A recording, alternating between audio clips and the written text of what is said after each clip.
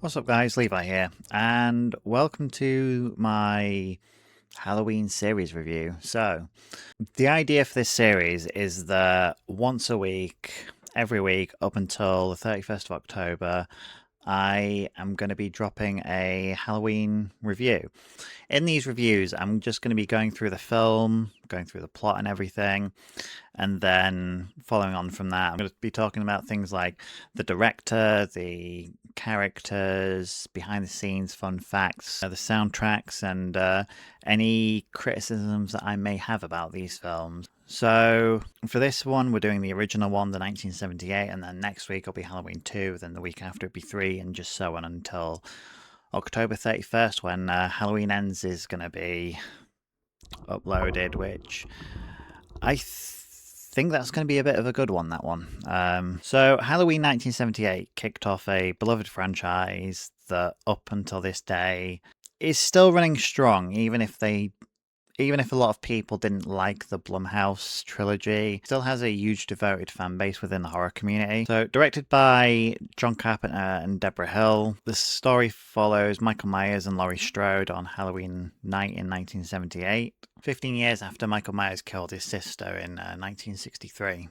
After being in Smith's Grove for 15 years under the care of Dr. Loomis, a little before Halloween, when Dr. Loomis and Marion Chambers are driving to the psych ward to pick him up, they notice that a lot of the patients are outside in their white gowns. And when they drive up to the gate to try to find out what's happened, Michael takes a car and makes his escape. We then meet Laurie Strode, who is the final girl of this film. Now, Laurie seems to have a bit of a normal life. She goes to school one morning and she's met by Tommy Doyle, a kid who she babysits, and she, on the way to walking to school with him, goes to the Myers house to drop off a key because her dad's a realtor and they're looking to sell the house. Little did she know that stood inside was Michael Myers watching her, and once she leaves the house, you then see that Michael's following her. We then see that Laurie's in class and she looks outside the window and she sees Michael Myers stood there by the station wagon that he had stolen from Marion and Dr. Loomis. Now this shot is one of the more iconic shots in the series. It's something that's been given nods to multiple times, especially in the 2018 version when Alison, Laurie's granddaughter, looks out the window and she sees Laurie stood outside watching her. We then get to Loomis, who's trying to find out how Michael escaped Smith's Grove and questioning about how Michael can drive, saying to Dr. Gwynn that maybe somebody gave him lessons. Something that I think they try to connect in Halloween 6, even if Halloween 6 was one of the kind of installments of the series. We then see him at a phone booth trying to call Haddonfield police to tell them who's coming into town. He then sees a truck just off the side of the road and he picks up a thing of matches that says The Rabbit in Red. And something about this kind of springs him into action. He needs to get back to Haddonfield straight away. Little did he know that in the bushes just to the side, there was Michael Myers' first victim since 1963. That we know of anyway. School's out and we see Tommy being bullied by a group of kids. I think Lonnie Elam's one of those kids, taunting him, the boogeyman's gonna get you, and then they trip Tommy up and he ends up crushing his pumpkin. And as one of the kids runs out, they're stopped by Michael. Bit freaked out, they run the other way, and we then see a bit of a tracking shot of Michael following Tommy up until Michael gets to the car and then drives off. We then cut to Laurie, who has left school and she's with Annie and Linda, who all walk home together before spotting Myers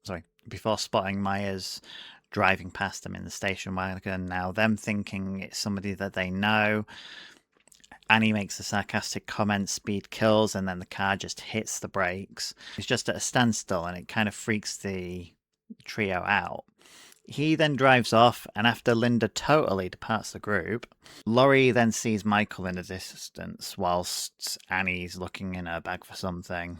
And as Laurie's trying to get Annie's attention, Michael steps to the side behind the bushes, and Annie goes to confront him, see what he wants, and then she decides to tease Laurie that Michael wants to ask her out. But then when Laurie gets to where the bush is, there's nobody there. Linda making the sarcastic comment about Laurie scaring another one away.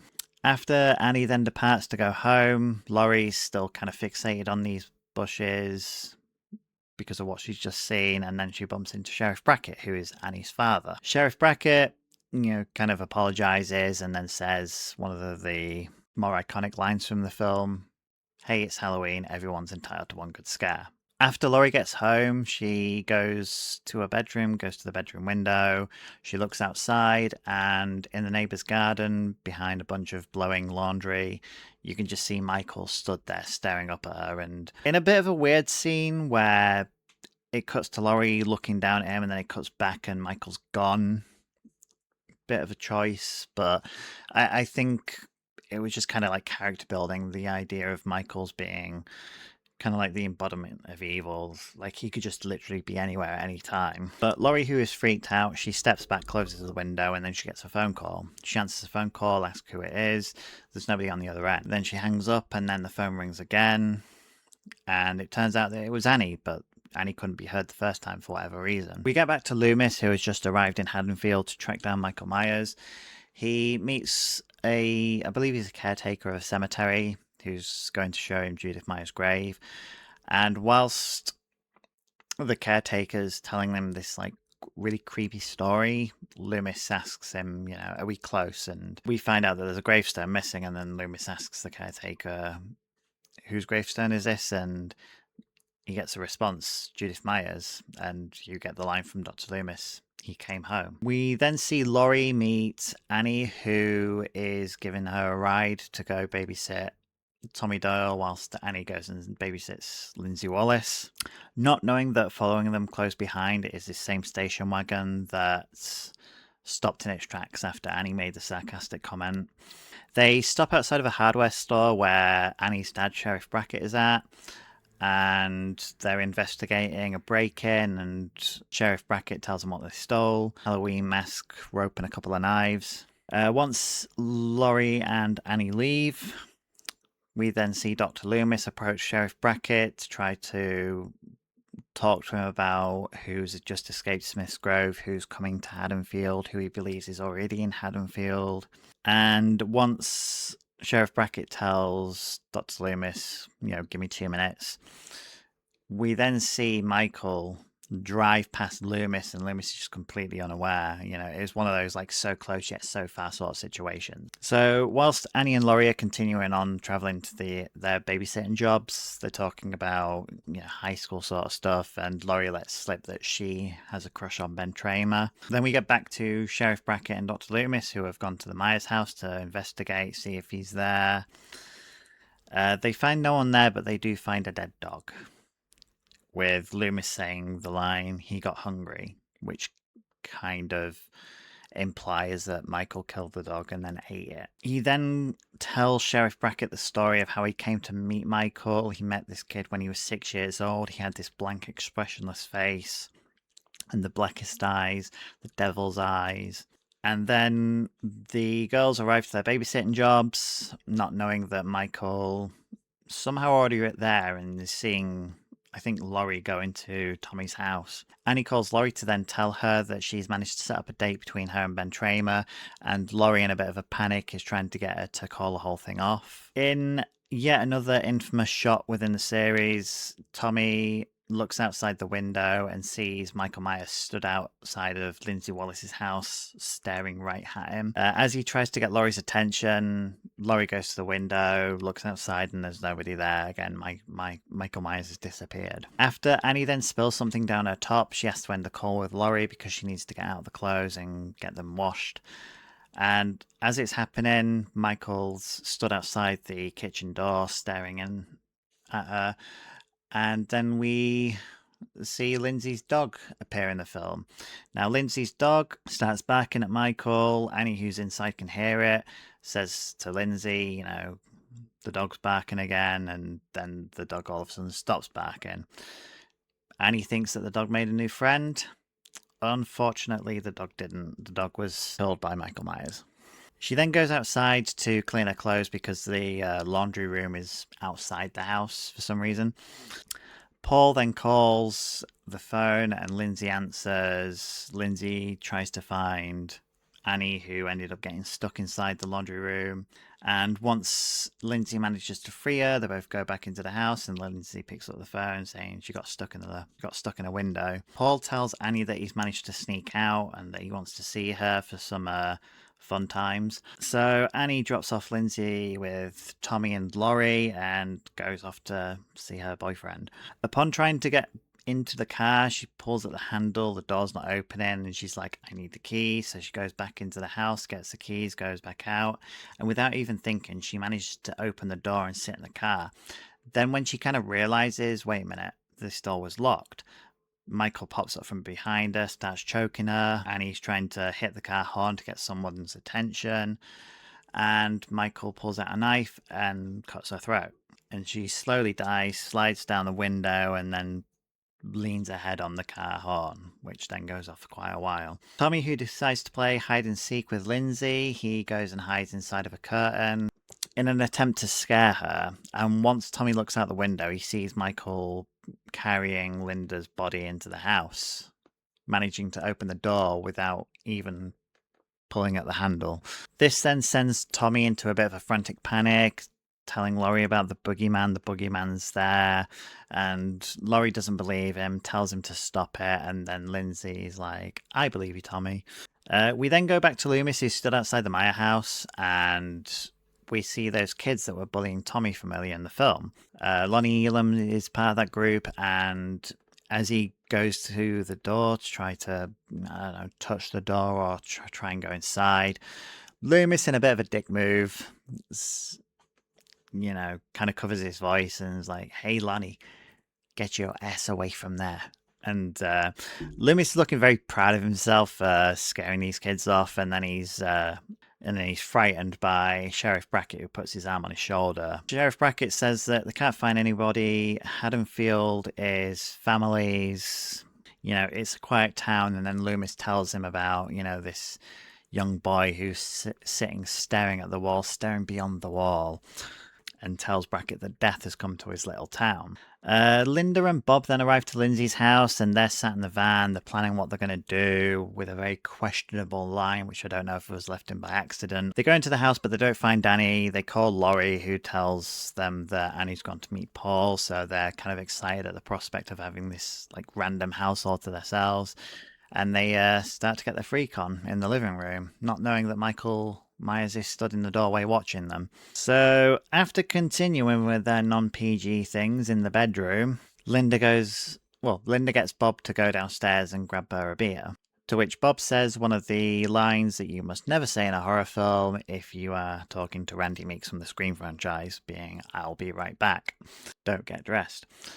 And he goes downstairs, he goes to grab a beer, and he hears something, and he thinks that Annie's trying to play a prank on him. Little did he know that it wasn't Annie, it was actually Michael Myers hidden in one of the cupboards.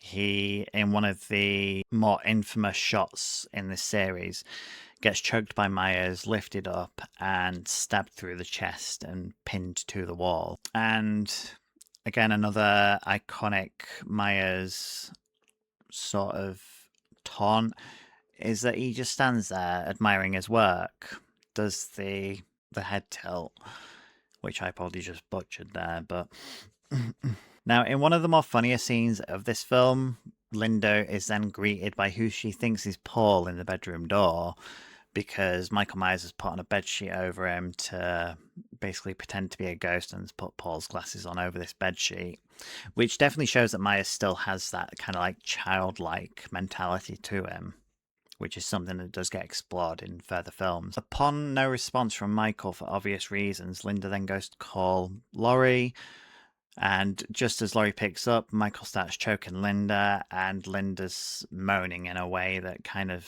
sounds like that she's still having coitus. And after Linda is totally dispatched of, Michael picks up the phone as Laurie says, "I'll kill you if this is a joke." We then cut back to Loomis, who is still at the Myers house waiting for Michael to show up, but then he notices in the distance that the car from the very beginning of the film is there. The door's open and there's nobody in there. So Loomis, knowing 100% sure at this point, starts running to go find Michael because he must be close by. After the phone call, Laurie then goes to investigate Lindsay's house, and upon reaching the bedroom, which was the only room in the house with a light on, she then walks into the room. She finds Annie's body underneath the tombstone of Judith Myers. And as she screams, she steps back, and then we see Bob's body then swing down. And then somehow this cupboard door opens on its own, and we see Linda's body making a very weird face. Now, in a fright, Laurie runs from the bedroom. She stands just outside this doorway and she's crying. And in one of the most infamous shots of the franchise, you can see Michael's face being slowly illuminated as he's slowly stepping out of this doorway. And as he goes to stab Laurie, he ends up catching her on the shoulder. Now, Laurie goes over the banister, falls down the stairs, and then we get one of the most iconic chase sequences in horror history. You've got Laurie, who is trying in any way to get away from Michael. She goes through the kitchen, notices that the door's been propped shut by a rake, so she ends up having to smash her hand through a window to remove the rake to then run whilst Michael's punching through a door that Laurie had locked. And then we hear Laurie running out into the street screaming, "Help, somebody help me." Because it's Halloween, everybody thinks that it's a prank, so nobody's helping her out, so she ends up having to run back to Tommy's house, try to get Tommy's attention by throwing a plant pot into the window. And then when she gets inside, she's in a bit of a panic. It's kind of freaking Tommy out, and Tommy's going on about the boogeyman, and Laurie's just telling him to hide.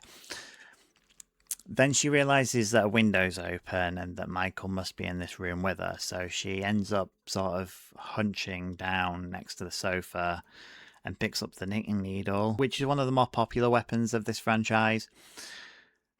And as Michael jumps from behind the sofa, Laurie turns around, stabs him in the neck with the knitting needle, and Michael then drops to the ground. Now, after this, she then goes upstairs to get Tommy and Lindsay and says that she killed Michael. And Tommy says, "You can't kill the boogeyman." And then they both look behind Laurie, and Michael stood at the top of the stairs behind them.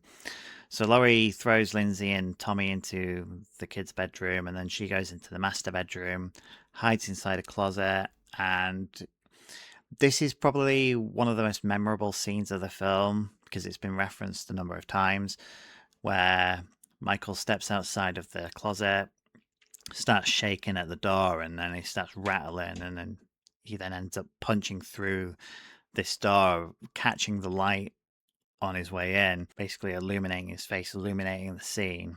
And then you get Laurie, who, with some wit for just some sort of like normal average teenager, managed to grab a coat hanger and modify it into a weapon, which he then uses to stab Michael in the eye. And then Michael drops a knife. Laurie then grabs the knife and then stabs him in the chest. And he then ends up falling back. And Laurie thinking, right, he's got to be done for this time. Drops the knife, goes to get the kids, and gives them instructions to go down to the street to call the police. So as the kids leave the Doyle house, Loomis is walking nearby, hears them screaming, sees them running out of the house, and he must think Michael's in there. So he goes in there, and as this is all happening, Laurie's sat outside the master bedroom door, just sort of taking in what's happened to her and, feeling all this trauma that would then haunt her for the remainder of her life. And in the background, we see Michael Myers doing his best Undertaker impression in sitting up. Comes from behind Laurie, turns around, starts choking her, and Laurie's struggling. She ends up pushing his mask off as Loomis gets to the top of the stairs. And we just see this normal looking guy that's just got an eye injury. We then see Loomis shoot at Michael 6 times. And with each shot, Michael's going back and then he ends up falling off the balcony. And then Laurie asks Dr. Loomis about the boogeyman, and Dr. Loomis responds, as a matter of fact, it was. And then he goes to the balcony and looks down and sees that where Michael should have been is just empty. Michael's gone. We are then followed by a little compilation of some of the locations that were used in the film, some of the houses that were used and that Michael was in, and it's being narrated by Michael Myers breathing getting heavier as it goes along, kind of reinforcing the idea that, you know, Michael Myers could be anybody, Michael Myers could be anywhere at any given time. The film was directed by John Carpenter. John Carpenter is the most well-known director of this film, even though Deborah Hill did help him out. But this went on to be one of his greatest works, along with films like The Thing, for example, Christine, and his Apocalypse trilogy. Because of this film and some of the other films that he did around this time, he was given the moniker of the Godfather of Horror. Now, Halloween was initially supposed to be an anthology series where different stories would be told, but the recurring theme that this would take place on Halloween night. So this whole film was supposed to be a one and done thing. Little did we know that this film would get 12 sequels, 11 of which followed the Myers story. But after how popular Michael Myers had become because of this film, the studio basically pressured Carpenter into bringing back Michael Myers for, you know, a direct sequel, which John Carpenter agreed to with the promise that once this film was done, he could do his anthology. Now, unfortunately, the anthology didn't go so well because when people go to see a Halloween film, they want to see Michael Myers. Now, the third film has gotten a bit of a following over the years, and the third film is starting to be seen in a bit more of a higher regard. But because of how badly it did at the time, essentially John Carpenter left the series after trying to develop a Halloween 4 with an idea of Michael Myers in mind, and he relatively remained out of the franchise up until 2018, I think it was, because he had no involvement with the zombie films. And he was initially brought on to do H2O, but I think he ended up dropping out at the last minute. But then he did make his return to the franchise when he was brought on by Blumhouse as a consultant for the film and a composer for the soundtrack. So Halloween was originally supposed to be called The Babysitter Murders, which when you see what happens in the film, it does make a lot of sense. You know, he's following Laurie and Danny, you know, who are babysitting. Now, this film does also have ties to Psycho, which I don't know if it was done on purpose. I don't know if it was just done as a nod. But obviously in Psycho, you've got the character of Sam Loomis, who Dr. Loomis is named after. Now, there is a bit of a popular fan theory that Dr. Loomis is the grown-up version. Well, sorry, not the grown-up version, but the older version of this Sam Loomis, who, after seeing how Norman Bates actually was, became interested in, you know, psychology and wanting to, you know, study people that had, you know, mental issues and that had murdered and whatnot. It's never been confirmed, but I do think it's a bit of a fun fan theory. Now, The Mask as well. The Mask was a bit of a last minute addition to this film. So after trying to come up with a bunch of ideas that were all supposed to be clown related, which, you know, would have tied into the beginning of the film where Michael Myers was dressed as a clown when he killed his sister. And after going through a bunch of ideas, somebody just picked up this William Shatner mask up and then modified it. He made the eyes wider, did some work to the hair, and just painted it a ghostly shade of white. And once people saw the mask, they were like, this is Michael Myers, this is the shape, which is what Michael Myers was mainly referred to in the credits. And the idea of the shape wasn't really touched upon again up until 2018 when Laurie had said that she saw him, she saw the shape. So the characters, I think it's a given that the best three characters from this film are Dr. Loomis, Michael Myers, and Laurie Strode. In my opinion, Dr. Loomis was by far the best character in this film. The thing with Michael Myers is you could literally have anybody play him. All Michael Myers does is he walks around, throws his arm to stab people, and it's pretty much it. Whereas Donald Pleasance, who played Dr. Loomis, he had a job on his hands in trying to sell the idea of Michael Myers to the audience. And the way that he did it, the way that he delivered his lines, it just did it so well. Like, yeah, Michael Myers is popular, but it's only because of how much Donald Pleasance's portrayal of Dr. Loomis sold people on Michael Myers. Dr. Loomis became a mainstay of the franchise for the next four films, if we're not counting part three, and became a fan favorite amongst a lot of people.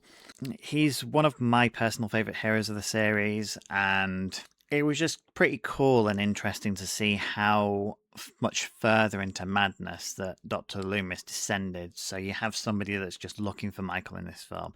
Then you've got somebody who, because he couldn't kill Michael Myers, has gone a little bit crazy, running around the streets saying that he shot him 6 times, you know, doing things that would get other people arrested, essentially, and then so on and so on. You got Michael Myers, who was portrayed by Nick Castle. He was the one that originally wore the mask, did the acting for him.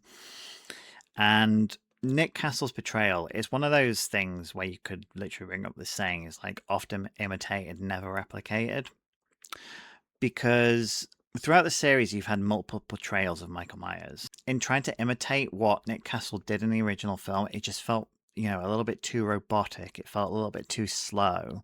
I will say, though, that I think that Tyler Mane did a really good job in the Rob Zombie films, playing like this, you know, bigger and more brutal side of Michael Myers.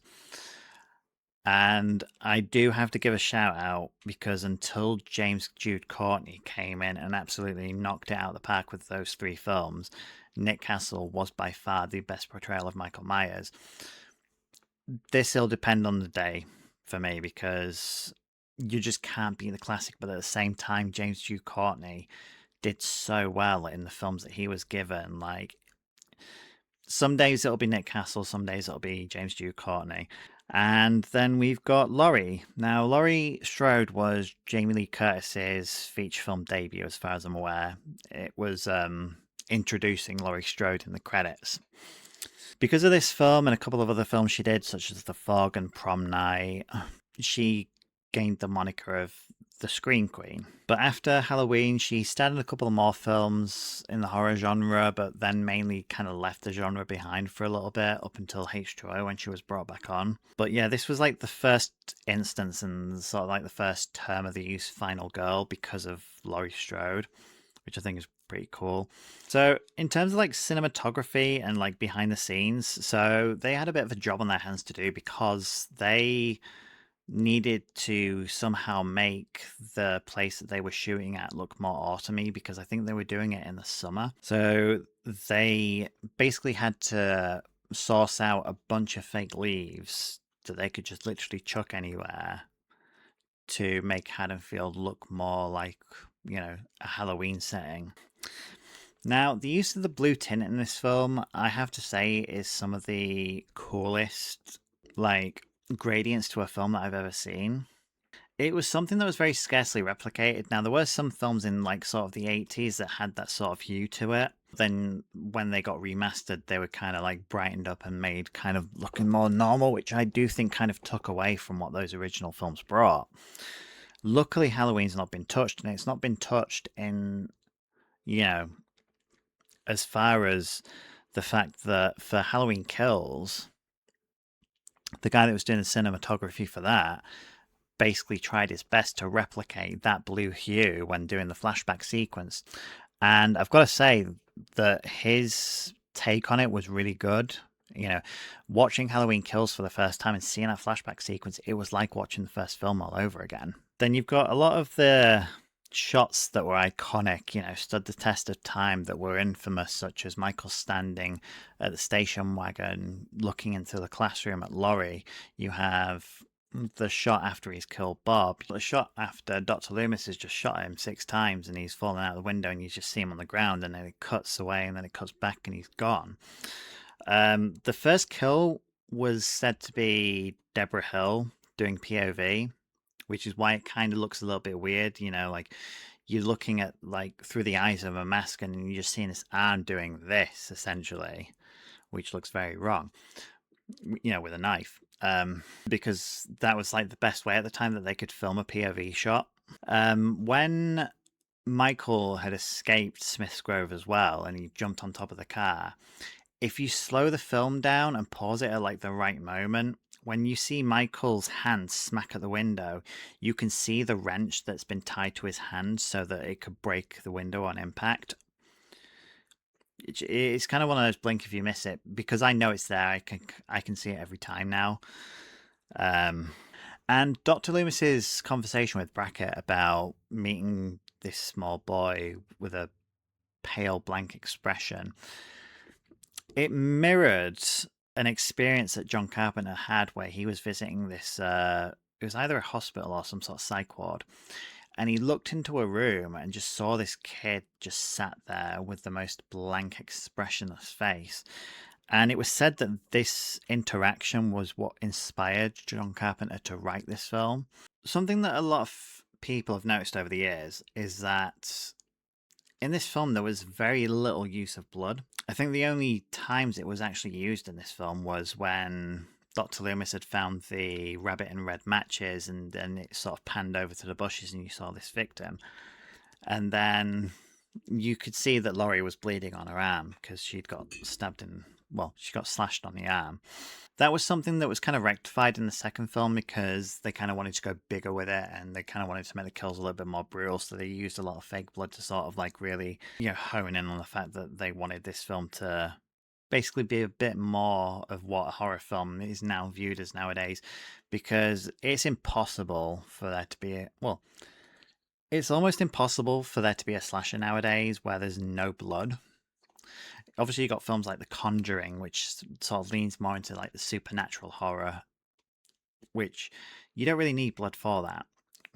But we also saw a use of classic movies that Lindsay was watching. So Lindsay was watching The Thing in this one, and then in Halloween 2, it was The Night of the Living Dead, which is interesting because John Carpenter, a couple of years later, would then go on to direct his own version of The Thing, which I thought was really cool when you kind of look back on it, because a lot of directors will do things that are a nod to works that they've already done, whereas John Carpenter did a bit of a nod to something that he was yet to do.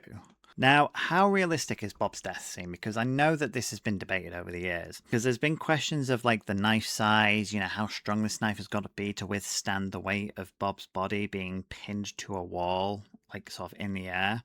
The other instances are shown with Halloween 4 when Mika's daughter gets basically impaled with a shotgun that goes through the wall. Resurrection with the kitchen scene, and then the remake, they obviously did it in there as well. And then 2018, where he was basically got in the neck and pinned to the wall through his neck, which I think is more realistic. And I think that kind of would be like a bit more of an accurate way of doing it. It just depends on like, the physics and like how strong the knife actually is, because they then do it in Halloween Ends as well as a bit of a callback to the first film. The soundtrack to the film, it's one of the most iconic soundtracks in horror. Full stop.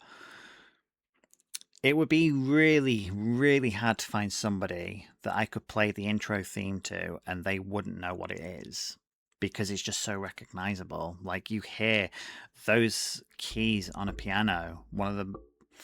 The thing is, it's a simple tune, but it's an effective tune. It would be so difficult to find somebody that wouldn't know what that is. But after this film, Carpenter would go on to score a lot more films, mainly his own films. He did scores for The Fog, which were really good, They Live, and would even return to the series in 2018 to do the score for the Blumhouse trilogy, which again, his scores for those films were one of the best parts of those films, and has even gone on to make his own music with Cody Carpenter and Daniel Davies, who he also collaborated with for the soundtracks for the most recent Halloween trilogy as well. Them three as a unit, I do think are very good. I think that basically Cody Carpenter and Ben Davies kind of brought like new ideas to the table for John Carpenter to sort of play around with, which I think is really cool. Now, if I was to give any criticisms to this film, which is so difficult, like I literally had to sit and think for a good while to think of anything to criticize about this film, but I've got a couple. The acting is definitely a product of its time, but the thing is that this is a film in 1978. It wasn't a Hollywood blockbuster. It didn't have a huge studio behind it.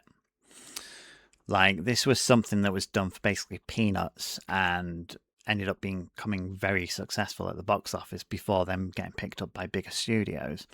Now, when Bob and Linda are planning out what they're going to do, they're on about taking each other's clothes off, and then they're on about taking somebody else's clothes off.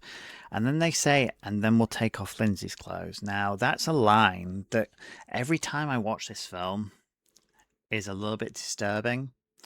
Because I don't know if they were supposed to say, like, Annie, or if they were supposed to say somebody else. Like, this is kind of dark territory that they're going into there. I'd like to think that it was just a bit of a mistake that they'd left in the film and they didn't realize until it was too late. That's what I'm hoping. And finally, the other criticism is just how totally annoying Linda is. Now, you might have heard me say totally before something to do with Linda a couple of times within this.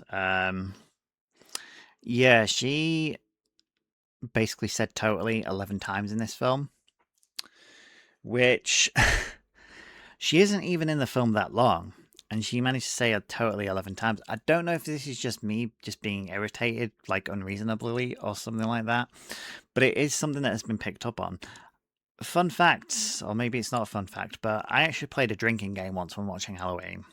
And I was just like, I'm going to take a shot every time Linda says totally.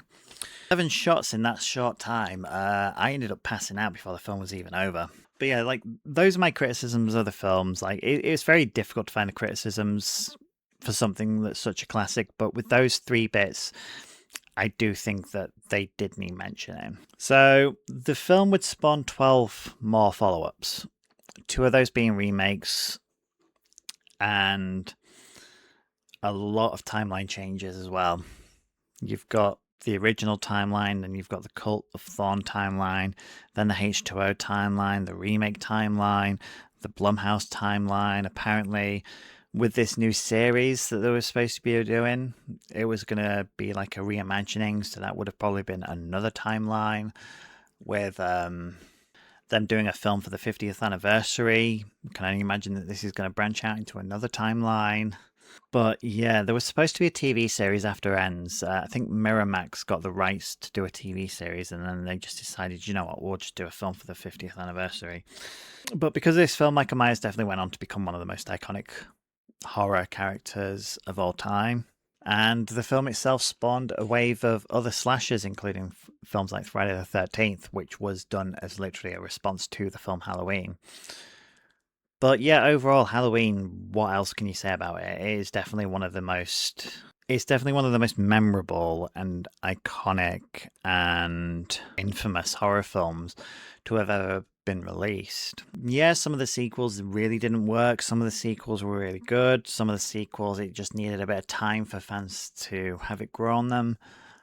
But knowing what it came from and knowing that there is always this first film to go back to, I think is what keeps this franchise alive, and I think it's what keeps the fans coming back to this franchise, and I think for a lot of fans it kind of just doesn't matter in what sense, but as soon as they find out that Michael Myers is coming back, they're sold. They instantly want to know what's going on. Like, they instantly know that they're going to be one of the first in the cinema to watch this film, which is really something when you think about it, because you've got your popular horror franchises like Scream, which you could arguably say is more popular because of how marketable Ghostface is. If there wasn't Halloween that then spawned all of these other slasher films, then you wouldn't have had Scream, because Scream was one of those films that was a little bit meta and poking fun at those films. But yeah, overall, Halloween 1978, 5-star classic. And I'll be looking forward to talking about the other 12 films going forward. And hopefully seeing what happens with this franchise going forward as well. Because as much as people overhated Ends, I didn't mind Ends. I'll be one of the people that defends it.